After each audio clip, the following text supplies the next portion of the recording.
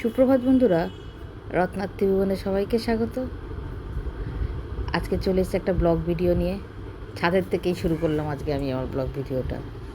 তিনতলার কাকিমাদের তুলসী গাছে জল দিয়ে একেবারে সোজাসুজি চলে আসলাম ছাদে। হ্যাঁ, আজকে বৃহস্পতিবার, এখান থেকে আমি আমার ব্লগটা শুরু করলাম। স্নান হয়ে গেছে, সব কাজও হয়ে গেছে। আজকে সকালে লাইভে আসিনি, ভাবলাম একটু দেরি করে আসবো। দেখো ফুলগুলো কত সুন্দর ফুল, দেখো যা ফুল হয় না মোটামুটি পুজো দেওয়া হয়ে যায়। খুব সুন্দর ফুল, সব ফুলগুলো এক জায়গায় করলে অনেকটা ফুলই হয়। তাই ভাবলাম যাচ্ছি যখন ছাদে একটু ক্যামেরা বন্দি করি। এগুলো ফুল মাত্রই তো সবাই ভালোবাসে, তাই না? বাইরের ভিউটাও একটু আসবে, তোমরাও একটু দেখবে আমাদের ওপরে ছোট্ট একটি ছাদ বাগান। সেই ছাদ বাগানটাও একটু তোমাদের সঙ্গে শেয়ার করব।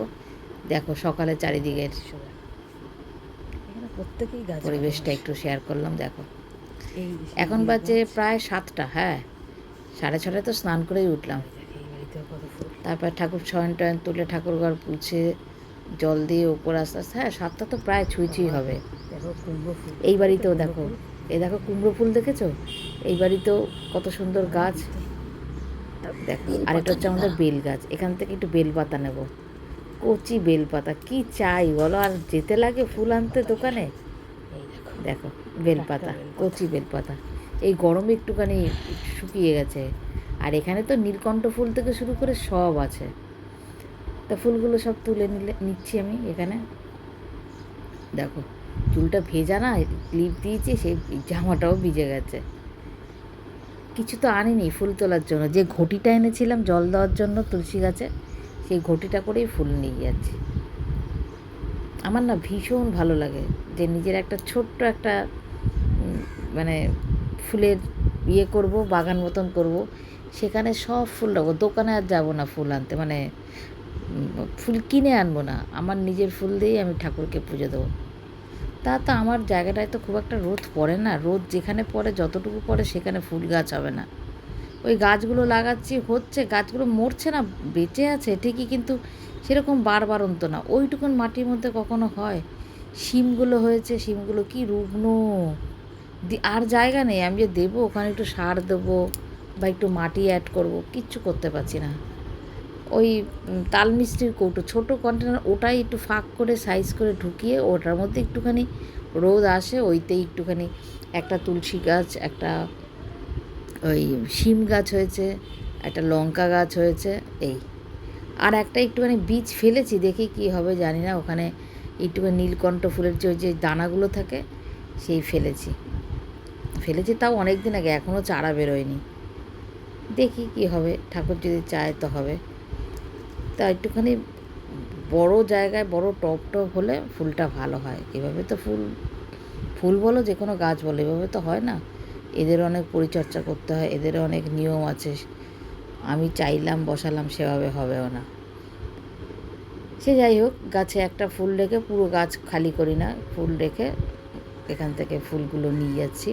তোমাদের দাদাভাই ঘুমোচ্ছে, তোমার দাদাভাই একটু দেরি করে ওঠে। কী করে, দরকার থাকলে তো ওঠে, যেদিনকে ওর ক্লাস থাকে সকালে, অনেক সকালে উঠে একদম 5:45-6টার মধ্যেই বেরিয়ে যায়। আর আজকে বৃহস্পতিবার, আমার পুজো দিতে টাইম লাগবে। অতগুলো পুজো সব, মানে অতগুলো পুজো বলি কি, মানে ঠাকুর স্নান টান করে সিংহাসন ছেড়ে পুজো দিতে আমার অনেক টাইম লাগবে। পুজো দিয়ে তারপরে লাইভে বসবো, ওই জন্য আজকে লাইভটা একটু দেরি করে চালু করব। কেননা সকালে লাইভে বসেই না এই রেখে তারপরে ওই ঘর পুছি, মানে লাইভ চলে, আমি আমার কাজ, ওরা থাকে, আমি কাজ করে, ওভাবে হয় না, ওভাবে থাকেও না কেউ। আর স্বাভাবিক, কেউ হোস্ট না থাকলে যে একটু কথা না বললে কি কারোর ভালো লাগবে থাকতে? তাই জন্য ঠিক করেছি যতই কষ্ট হোক তাড়াতাড়ি করে স্নান পুজোটা সেরে নেব। সেরে নিয়ে পুজো দিতেই তো আমার টাইমটা লাগে না, আর ওগুলো সারতে সারতে আমার 1-1.5 ঘন্টা মোটামুটি লাগে। তারপরে লাইভে বসলাম, চা বসিয়ে দিয়ে লাইভে বসলাম। তারপরে মাঝে তোমাদের সঙ্গে পুরোটাই শেয়ার করেছি আজকের, কোনো আর উপায় নেই, এভাবেই করতে হবে গো, এভাবেই করতে হবে, নাহলে আমার দ্বারা লাইভ সম্ভব হবে না। সন্ধেবেলার দিকে যে দেখো এই কটা ফুল হচ্ছে, এই দেখতে বলেছে এই কটা, এই দেখো নিচে নেমে এটা থালায় সব ঢাললাম। দেখো বেশ ফুল হয়েছে, প্রত্যেকের চরণেই দেওয়া যাবে একটা করে।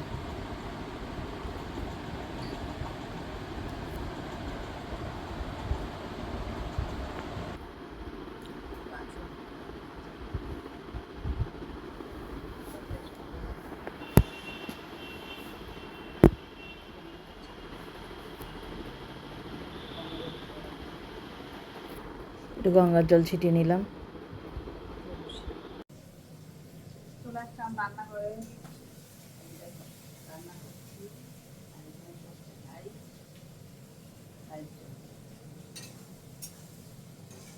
করতে হবে, তাই না?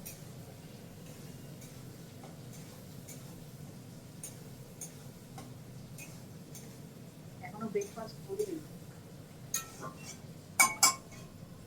করবো ব্রেকফাস্ট।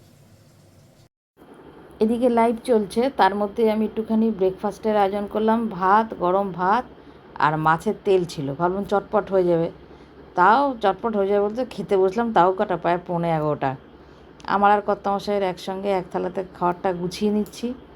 মাছের তেল দিয়ে গরম গরম, একদম দারুণই। আমরা খুব ভালোবাসি এটা, আমরা ব্রেকফাস্টেই খাই। মাছের তেল টেল হলে না ব্রেকফাস্টেই খাই, হজমও হয়ে যায় চটপট করে। দুপুরেও খাই না আর রাতেও তো খাই না। ভাতটা একটু বেশি নেওয়া হয়েছিলো, ভাতটা আমি একটু তুলে নিলাম। দুটো রেসিপি ভিডিও করব তার মধ্যে, জানো।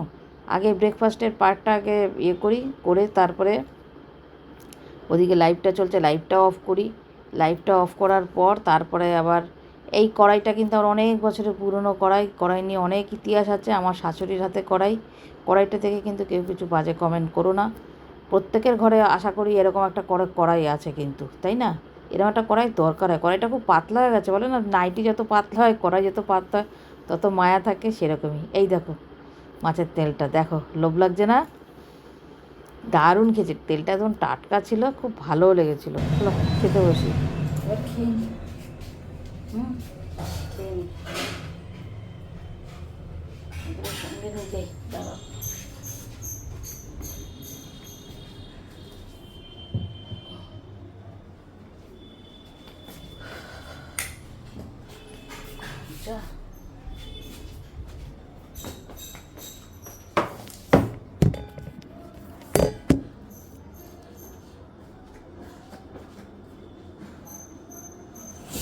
চলে আসো, চলে আসো।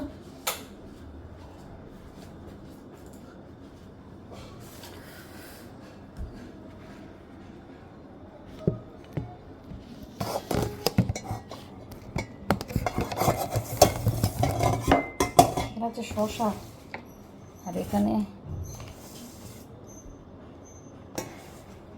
ভাত নিয়ে নিয়েছি।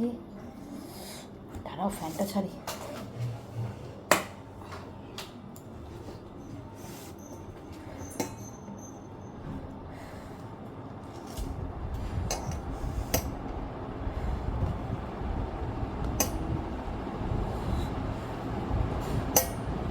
ওই গো,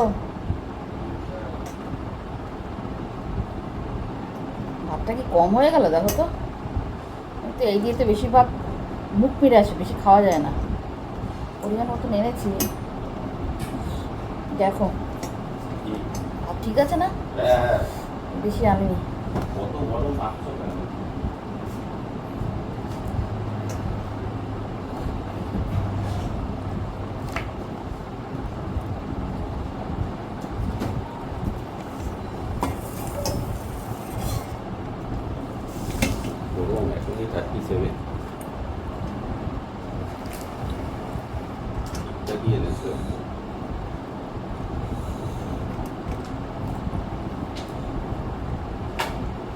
দাঁড়াও দাঁড়াও,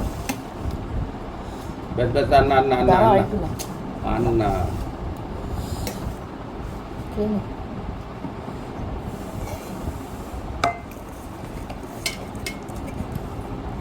মাছের তেল দিয়ে ভাত দিয়ে আর শশা, এই আমাদের ব্রেকফাস্ট। খেয়ে নি তাহলে। ওইখানে রান্না করছি, রান্না করতে করতে আসলাম একটু বারান্দায়। কয়েকটা কর্তামশাই জামা কাপড় কেচেছে, একটু শেয়ার করলাম। বেশ রোদ, শুকিয়ে যাবে, বারান্দাতেই মেলা, বাইরে না। রান্না হয়ে গেছে, দেখো দুটোই আমি রেসিপি ভিডিও বানিয়েছি, একটু শেয়ার করলাম। এখানে ইঁচড় আছে আর এখানে আছে বক মাছ। দেখো, আর একটা সাথে বোয়াল মাছ আছে। এই বক মাছটা রান্না করেছি আর ইঁচড় রান্না করেছি, রং বেরঙে দেবো, তোমরা দেখে নিও। ঠিকই তো ওদের সঙ্গে শেয়ার করবো, বসেছি তো ঘরে, তখন হাতে হাতে নিয়ে খাচ্ছি। এই দেখো বারবার হাত ধুচ্ছি। এই এখন নিয়েছি বক মাছ, তার আগে ইঁচড়টা তো দারুণ হয়েছে। কেমন হয়েছিল বলো? বললাম তো ইঁচড়টা ভালো হয়েছিল না? হ্যাঁ। আর এখন বক মাছটা কেমন হয়েছে?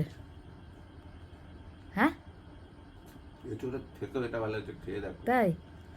তাহলে খেয়ে নি, খেয়ে নি আমি। হ্যাঁ, টাটা। আর আসবো না, টাটা।